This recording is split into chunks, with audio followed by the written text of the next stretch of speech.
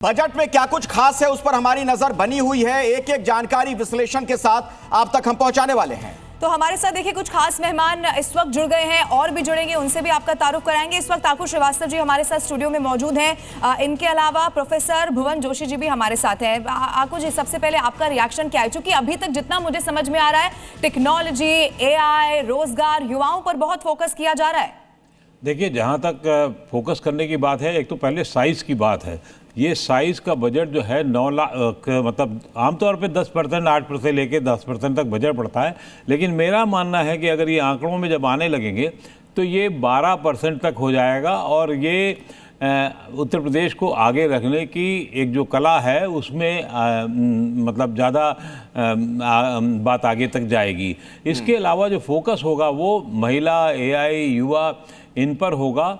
और ये इसलिए भी महत्वपूर्ण है क्योंकि अभी जब केंद्र का बजट हुआ जो 53 लाख करोड़ का था जी, उत्तर प्रदेश वैसे भी साइज में 1/6 है, उस हिसाब से आप मान लीजिए, लेकिन बजट के मामले में वो आगे निकलेगा, ये मेरा पूरा पक्का विश्वास है। बाकी मेहमानों के पास में जाऊं उससे पहले अपने दर्शकों को बता दें कि अनिला सिंह भारतीय जनता पार्टी से हमारे साथ जुड़ गई हैं। इसके अलावा अब नीरज मिश्रा हैं, कांग्रेस से हमारे साथ मौजूद हैं, और मुकेश जैन हैं, उनसे भी हम बातचीत करेंगे। अर्थशास्त्री हैं आप। अनिला जी, बजट की बारीकियों पर, गूढ़ता पर विस्तार से पूरी बातचीत आपसे आगे होगी, लेकिन पहले हल्के फुल्के अंदाज में जरा एक सवाल का जवाब दे दीजिए। क्या इसमें बुलडोजर के लिए भी कुछ अलग से प्रावधान आप लोग कर रही हैं क्या बजट में? मेरी सभी को राम राम। और देखिए, बुलडोजर का इंतजाम तो उत्तर प्रदेश की जनता ने किया हुआ है और अच्छी तरीके से किया हुआ है, और कहा हुआ है बाबा चिंता ना करो, हम आपके साथ हैं।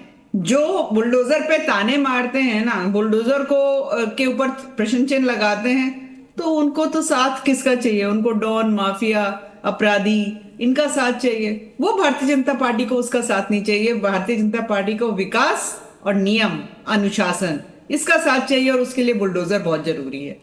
और चूंकि जब बुलडोजर की बात होती है तो अब तो बुलडोजर को चूंकि यहाँ पर कानून से और न्याय से जोड़कर भी देखा जाता रहा है। इस वक्त नीरज मिश्रा भी हमारे साथ मौजूद है। नीरज जी, अब आप बताइए, चूंकि अनिला सिंह तो ये कह रही है कि बुलडोजर वाला जो इलाज है वो इससे पहले भी उत्तर प्रदेश के लोग देख रहे हैं, आपका रिएक्शन क्या है? बजट पेश हो रहा है, क्या आपको लग रहा है कितने बड़े वादे किए जाएंगे, चूंकि चुनाव है आने वाले समय में? नीरज जी देखिए, वैसे तो बुलडोजर की जो चाबी है वो बार बार सुप्रीम कोर्ट निकालता है और सामने जो गंगा जी बह रही हैं उसमें फेंक देता है। उसके बाद ये लोग बगले झांकते रहते हैं, तो बुलडोजर की बात छोड़ देते हैं। इस बजट की तो सीधी सीधी कहानी ये है कि इनका ट्रैक रिकॉर्ड बताता है कि ये बातें बड़ी बड़ी करते हैं और उसका जो जमीन के ऊपर एग्जीक्यूशन है वो बिल्कुल जीरो रहता है। आप पिछले 10 साल के बजट्स को उठा के देख लीजिए, हर बार अंडर स्पेंडिंग रिपोर्ट की गई है। और अभी जितनी देर आपने सुरेश खन्ना जी की बात चलाई, उसमें आप सबसे बड़ी बात देखिए ना, अगर हमारे देश का जो सबसे बड़ा प्रदेश है उसमें रिन्यूएबल एनर्जी में अगर वो 2800 मेगावाट कर पाए हैं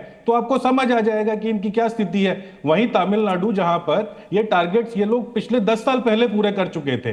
तो सीधी सीधी बात ये है कि इनके पास ना तो विजन है, वो केंद्र के बजट में दिखा, और ये जो चुनावी बजट आ तो जाने दीजिए महाराज, पहले उसके बाद बताइएगा ना। पहले आप बताना शुरू कर दिया आपने, विजन है नहीं है। मैं आऊंगा आपके पास, नीरज भाई आऊंगा आपके पास, उस पर भी विस्तार से चर्चा होगी। प्रोफेसर भुवन जोशी, आपकी क्या उम्मीदें इस बजट से?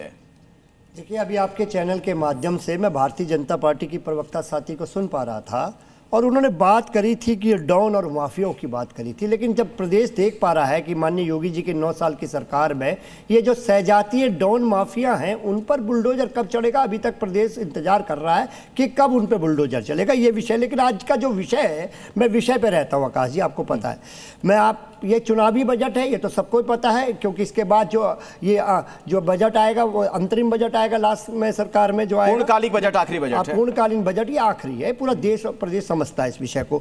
लेकिन मैं अभी सुरेश खन्ना जी की बात को सुन पा रहा था, उन्होंने जो आंकड़े प्रस्तुत करे कि बजट जो इन्वेस्टर समिट हुआ उनमें कितने इंप्लीमेंट हुए, प्रदेश ये जानना चाहता है। और प्रदेश को बड़ी दुख हुआ कि उसका जो इंप्लीमेंट का उस समय का जो आंकड़ा था और आज का जो जमीनी आंकड़ा है उसमें बहुत बड़ा अंतर आ गया। रोजगार की बात जो हुई थी कि समिट होने से जो उस समय बोला गया था और आज का जो आंकड़ा प्रस्तुत करा है उसमें भी जमीन आसमान का अंतर आ गया। मैं ये कहना चाहता हूं कि भारतीय जनता पार्टी को उत्तर प्रदेश की जनता समझ चुकी है और जुमलेबाजी जो इनका मुख्य एजेंडा रहता है उसी के तहत ये बजट हम देख पा रहे हैं। और निश्चित तौर पे मैं कहना चाहता हूँ स्वास्थ्य सेवाओं में उत्तर प्रदेश की क्या हालत है, पूरे प्रदेश से कोई छुपा नहीं है। महिलाओं की क्या बात है, महिलाओं का क्या अगेंस्ट क्राइम में क्या स्थिति है, ये भी प्रदेश और देश जानता है। और मैं निश्चित कहना चाहता हूँ किसानों को निराशा है, युवाओं को निराशा है और महिलाओं को निराशा है। ठीक है अनिला जी, इस पर रिएक्शन दीजिएगा, क्योंकि वो कह रहे हैं जो वादे किए जाते हैं वो तो निभाए जाते नहीं है। अब उत्तर प्रदेश की जनता समझ चुकी है, अब ऐसे में कहीं मुश्किल तो नहीं हो जाएगा, अब चूंकि ऐसे वक्त पर वादे करना और फिर अगर आने वाले समय में चुनावी वादे साबित होते हैं पूरे नहीं हुए तो मुश्किल हो जाएगी बीजेपी को क्या? उत्तर प्रदेश की जनता बिल्कुल समझ चुकी है। उत्तर प्रदेश की जनता जो है 2014 में, 17 में, 22 में, उससे पहले 19 में, 24 में और अब 27 में निरंतर समझ ही तो रही है। अखिलेश यादव जी को नहीं समझ में आ रहा तो क्या किया जाए भाई? उसका इलाज तो मैं नहीं कर सकती हूँ, एक हलाल हिंदू का इलाज मैं नहीं कर सकती हूँ भाई। अरे मुझे क्या समझ में नहीं आया? पहन के रखी हुई है, मुझे नहीं पता है। ये भुवन जोशी जी थे अनिला जी, भुवन जोशी समाजवादी पार्टी के नेता अपनी बात रख रहे थे। मेरा काम तो सवाल पूछना स्टूडियो से। बिल्कुल बिल्कुल, रिकॉर्ड से ही समझ में आना चाहिए ना। अखिलेश यादव जी को अगर समझ में नहीं आ पा रहा है, उन्होंने हलाल हिंदू की टोपी पहनी हुई है। अखिलेश यादव शायद कहना चाह रही हैं। अच्छा अखिलेश यादव आप कहना चाह रही हैं। मैं आनंद आप बार बार कह रही है ना, आनंद तो मेरा नाम नहीं। आनंद नहीं, मैंने एक बार भी नहीं कहा, मैं अखिलेश यादव बोल रही हूँ। हाँ यादव, ठीक है बोलिए। अब आनंद नहीं बोल रही हूँ, आपका नाम बहुत सुंदर है बट मैं आपका नाम नहीं ले रही हूँ, मैं अखिलेश यादव जी का ही नाम ले रही हूँ। आप तो बहुत बढ़िया सनातनी हिंदू हैं, आप हलाल हिंदू नहीं हैं। भुवन जोशी जल्दी से इस पर रिएक्शन दीजिएगा, क्योंकि वो तो कह रही है जनता समझ गई है तभी तो भारतीय जनता पार्टी की सरकार है। अगर समाजवादी पार्टी को समझी होती तो अखिलेश यादव मुख्यमंत्री होते। अभी हमारी जो साथी है भारतीय जनता पार्टी की, उन्होंने चुनाव के विभिन्न वर्षों का बताने का काम करा। मैं इनका ध्यान आकर्षित करना चाहता हूं। 2024 में 80 की बात हुई थी और अहंकार की बात हुई थी। जनता ने क्या जवाब दिया? 35 पर ये अटके हुए देश की तीसरे नंबर की पार्टी। अच्छा, इस पे बात करूंगा आगे। प्रोफेसर भुवन जोशी, आता हूं जोशी जी आपके पास आऊंगा। मुकेश जैन जुड़ गए हैं, चूंकि अर्थशास्त्री हैं, थोड़ा सा समझ लेते हैं पहले उनसे। आपकी क्या उम्मीदें इस बजट से है मुकेश जी? जो कहा जा रहा है कि इसका आकार बहुत बड़ा होने वाला है, बजट का 9 लाख करोड़ का बताया जा रहा है बजट। ये तो कई देशों का बजट नहीं है, पाकिस्तान, बांग्लादेश इन सबसे ज्यादा है। जी बिल्कुल, आप ठीक कह रहे हैं। इस बारी पिछले बजट के कंपैरिजन में करीब 10% की बढ़ोतरी देखी जा सकती है, जिसमें मेन जो स्ट्रेस रहेगा बजट में वो इंफ्रास्ट्रक्चर और ट्रांसपोर्ट को बढ़ाने का रहेगा। उसके साथ साथ एजुकेशन पे भी आपको देखने को मिलेगा, हेल्थ है, एग्रीकल्चर, रूरल डेवलपमेंट है। इसमें बेसिकली टेक्नोलॉजी पे ज्यादा आपको देखने को मिलेगा, क्योंकि ये डबल इंजन की सरकार है और जो केंद्र का बजट था उसी का रेप्लिका आपको कहीं ना कहीं, क्योंकि जो बजट की घोषणाएं की गई थी उसका इम्प्लीमेंटेशन यहाँ भी दिखाई देगा। साथ में वुमेन एंड चाइल्ड वेलफेयर पे भी आपको मिलेगा। तो ये काफी पावर पैक बजट होने वाला है।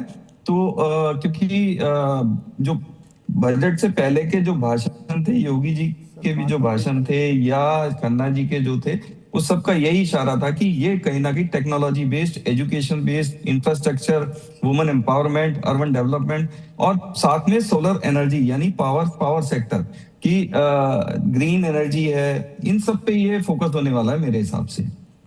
ठीक है, भुवन जोशी जी अपनी बात पूरी कर ले आप। हाँ अखिलेश जी, अभी हमारी जो बहन है, उन्होंने भारतीय जनता पार्टी के, उन्होंने कहा था आपको सनातनी का सर्टिफिकेट दिया और निश्चित तौर पे आपका नाम बहुत सुंदर। इस बात से मैं भी कहना चाहता हूँ, अखिलेश का मतलब होता है भगवान शिव। और मैं कहना चाहता हूँ हमारी बहन से कि आप आइए, अपनी पूरे भारतीय जनता पार्टी को लाइए। सबसे बड़े सनातनी अखिलेश यादव जी हैं, जो सबसे बड़ा केदारेश्वर मंदिर बना रहे हैं। और जो केदारेश्वर मंदिर है उत्तराखंड में, उसमें केवल भगवान कृष्ण के बाल्य रूप है। हम लोग भगवान श्री राम का बाल्य रूप भी लगा रहे हैं। और आपको कहना चाहता हूं, ये बजट में है क्या? नहीं, ये बजट में है, मंदिर बजट में है। इन्होंने क्या बोला? अच्छा, मैंने कहा शायद बारे में बोलते सर, तब आपकी ईमानदारी को मैं सैल्यूट करता, यही से करता मैं। लेकिन निश्चित तौर पर तब आप मौन थे, ये बात गलत है सर। नहीं, मैं बजट की बात कर रही हूं, उनको भी मैं बजट की बात कर रहा हूं भाई। आप अपना जारी रखिए, आप अपना जारी रखिए। तो Akash Anand ji, she had given the certificate, who is she? आप बता रहे हैं आपकी बहन जा रहे हैं। अरे वो तो आपकी बहन बता रहे हैं कि बजट पे लौट आइए। अखिलेश मुद्दे पे आ जाओ भाई, मुद्दे पे। ठीक है, चलिए सनातनी कौन कितना बड़ा है? बजट पे आते हैं, बजट पे लौटते हैं।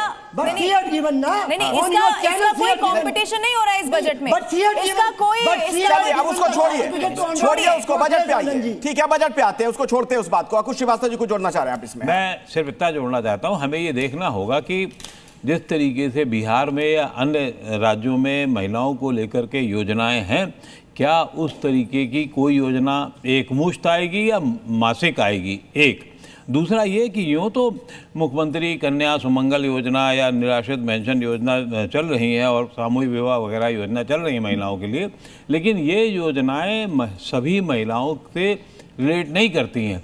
तो इसलिए इस चुनावी वर्ष में मुझे स्पष्ट लगता है कि कोई ना कोई, क्योंकि योगी जी की एक अलग छवि है कानून व्यवस्था को लेकर के और उसी पे पूरा खेल चल रहा है, पूरी राजनीति उसी पे चल रही है, उसके अलावा भी वोट को जोड़ने के दिशा में मुझे लगता है महिलाओं के लिए योजना आएगी और ख़ास तौर से युवाओं को लेकर के, एआई को लेकर के और उनका जो ड्रीम प्रोजेक्ट है वन डिस्ट्रिक्ट वन प्रोडक्ट को लेकर के, वो कितना सफल है विफल है ये हमारे विपक्ष और सत्ता पक्ष के साथी बताएंगे, लेकिन वो एक बड़ा काम हो रहा है ये निश्चित है और उसमें वो देश की और प्रदेश की जो बजटीय स्थिति है उसमें बड़ा आकार दे रहा है। तो इसे देखना होगा ये कहाँ तक पहुँच पा रहा है।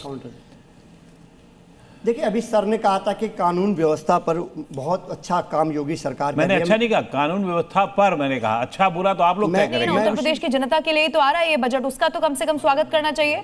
मुझे बहुत अच्छा आपका सवाल लगा। मैं बताना चाहता हूँ, ये 9 साल से बजट आ रहा है। उनके भी हम जब पिछले बजटों को आकलन करते हैं एज ए इकोनॉमिस्ट, हम लोग, आप लोग, जब हमारे बड़े अर्थशास्त्री, हमारे बड़े भाई आए हैं, तो निश्चित तौर पर यह आकलन होता है कि उसमें कितना इम्प्लीमेंट हो पाया। ये बात भी देश और प्रदेश समझ चुका है, ये सरकार की नीति और नीयत क्या है। इन लोगों की नीति और नीयत भरमाने की है, लगातार बड़ी बड़ी बातें करके, और सामने आकर इनके गृह मंत्री देश को बता देते हैं कि हम लोग किस ट्रैक पे चलेंगे। ठीक।